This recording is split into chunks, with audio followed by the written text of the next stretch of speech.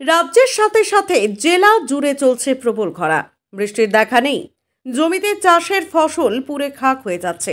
একদিকে যেমন জলস্তর ক্রমশ শুকিয়ে যাচ্ছে, তেমনি অনাবৃষ্টিতে চাষিদের ফসল প্রায় ধ্বংসের মুখে। জেলা জুড়ে 42 ডিগ্রি তাপমাত্রার মধ্যেও মাঠে থেমে নেই চাষিদের কাজ। গাছ রোপণ থেকে শুরু করে জমির পরিচর্যা সবই চলছে এই দাবদাহের মধ্যে। বৃষ্টি কবে হবে তা অজানা।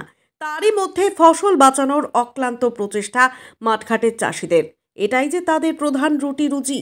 আর বৃষ্টি না হলে একদিকে যেমন ফসলের ক্ষতি, অন্যদিকে ঋণ ধার করে চাষাবাদ করা একেবারে জলে চলে যাবে। প্রবল ক্ষতির সম্মুখীন হবে চাষিরা। আর এমনই দুশ্চিন্তার ছবি দেখা গেল নদিয়ার কৃষ্ণগঞ্জ এলাকায়। সেখানকার চাষিদের বক্তব্য একটাই, বৃষ্টি চাই, না হলে পরিবার নিয়ে পথে বসে যেতে হবে। এমন খরায় কোনো ফসল টেকানো যাচ্ছে না, তাই ঈশ্বরের কাছে একটাই প্রার্থনা, বৃষ্টি চাই। পেটের দায়ে ফসল নষ্ট হয়ে যাচ্ছে, প্রকৃতি সরে গিয়েছে, গরম পড়ছে। বৃষ্টি তো নাই, বৃষ্টি নেই। এরকম চললে কি হবে? সব নষ্ট হয়ে যাবে, কেউই খেতে পাবে না। আমরা যদি ফসল তৈরি করে বাজারে না নিয়ে যাই, টাকা চিবিয়ে খাবে লোকে। টাকা দিয়ে কী করবে? টাকা দিয়ে যদি সম্পদ যদি কিনতে না পারে, চাল ডাল তৈরি তরকারি মাছ মাংস যদি না কিনতে পারে, লোকে খাবে কি টাকা? আপনার দীর্ঘদিন অভিজ্ঞতা, এরকম গরম কি আগে পেয়েছে? না, এর আগে কোনদিন আমরা হয়নি। কি মনে হয় আপনার, কেন এরকম হচ্ছে?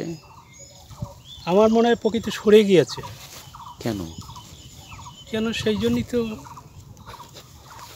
দুর্ভাগ্যের বিষয়। আমরা এখন চাষি লোক ধরা খেয়ে যাচ্ছি।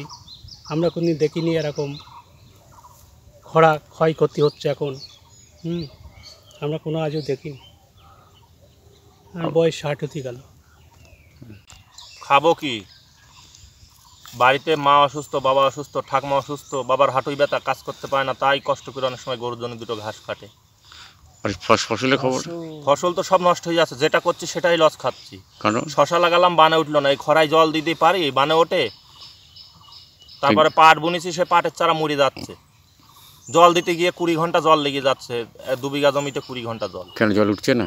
জল লেয়ার মানে জল নিচেই নেমে গিয়েছে। এত খরা হলে বিলে জল নেই, পুকুরে জল নেই, খালে জল নেই, জল অল্প উঠছে, মেশিন চালিয়ে জল উঠছে না, একটু হাওয়া নিলে ফেল করছে। এইভাবে চললে ভবিষ্যৎ কি হতে পারে? আর ভবিষ্যৎ অন্ধকার। আমাদের আস্তে আস্তে জীবন অন্ধকার হয়ে যাচ্ছে। তো চাষ করে মার খাচ্ছি, আমরা ঋণ হয়ে যাচ্ছি।